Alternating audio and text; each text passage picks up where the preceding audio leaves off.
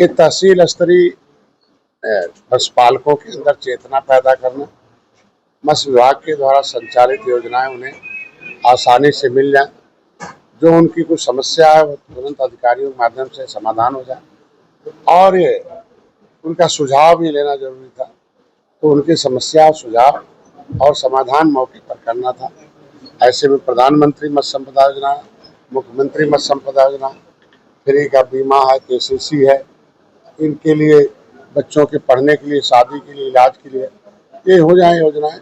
और पट्टे धारकों को, क्योंकि मौके पर हमारे 80% मछली पहले आंध्रा से आती थी, अब हम 80% यहीं पैदा कर रहे हैं। 20% जो आंध्रा आ रही है वो हम बुलंदशहर, दिल्ली, NCR में है, और इसलिए यहाँ मछली की खपत या रोजगार के साधन अच्छे हैं।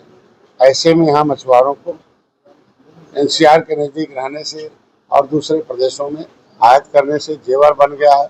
यहाँ हम चाहते हैं कि मत्स्य पालन के लिए फूड प्रोसेसिंग यूनिट लगे और दूसरे देशों में भी हम मछली के माध्यम से यहाँ हम आयात निर्यात कर सकें। इसलिए हम यहाँ आज पहली बार बुलंदशहर के 4 तहसीलों में मैं सभी को बुलवाया था, और दुबई गया, अनूप शहर गया, शिकारपुर गया और आज खुर्जा है। ऐसे में सभी जगहों पर मैं तहसीलों बुला के तहसीलदार SDM के माध्यम से। दूसरे इनकी विसंगति एक है कि केंद्र सरकार द्वारा हम संविधान में अनुसूचित जाति हैं, पूरे देश में मछुआरे अनुसूचित जाति हैं। दुर्भाग्य से उत्तर प्रदेश में लोग धोखे से OBC में डाल दिए थे, राज्यपाल ने उन्हें निकाल दिया है कि ये OBC नहीं है, SC है। तो ऐसे में इनको एक नारा है कि हमारा मछुआरों का नाम OBC से खारिज हो और अनुसूचित में जात प्रमाण पत्र जारी करने का आदेश जारी हो। बाप का तू रहा का बना, बेटे को कहते नहीं तुम खिचड़ी हो। ये कितना बड़ा अन्याय है।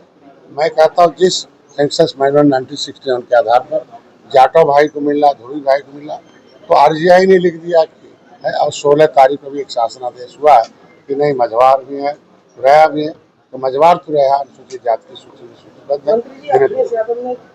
बयान जारी किया है, दरोगा अगर पैसे ले रहा है तो सरकार को पहुंचते हैं, सरकार में बैठे लोग कुछ भी कर सकते हैं। 2500 लोग सरकार चला रहे हैं, क्या कहेंगे? देखिए, पिछड़ों के नेता हैं, राष्ट्रीय अध्यक्ष हैं, मुख्यमंत्री रहे हैं। हमारा रामायण में लिखा है कि जो जैसा सोचता है वैसे ही होता रहा।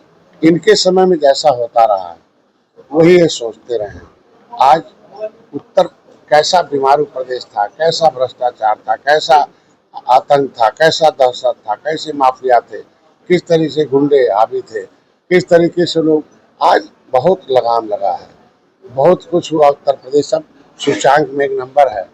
अर्थव्यवस्था में हम चौपट हो गए थे, अब 2 नंबर पर आ गए, अब 1 नंबर पर आने वाले हैं। तो ये चीजें जब तक अर्थव्यवस्था के साथ मारपीट की गई, सिर मुंडवा दिया गया, आज वो अखिलेश यादव के कार्यालय साफ करके उसके ऊपर छिड़का गया, क्या कहेंगे उसके लिए? ये गलत है और इस तरीके का नहीं होना चाहिए। और किसी भी व्यक्ति को, हर व्यक्ति को धर्म की स्वतंत्रता है, कुछ भी कर सकता है। ये अन्याय है, गलत है, मैं उसके खिलाफ हूँ, लेकिन इस पर राजनीति नहीं होनी चाहिए। राजनीति अलग विषय है और न्याय दिलाना अलग विषय है। तो न्याय के लिए काम होना चाहिए, न कि राजनीति के लिए काम होना चाहिए। और हम इस तरह की घटना न हो उसके लिए कड़े कदम लेंगे।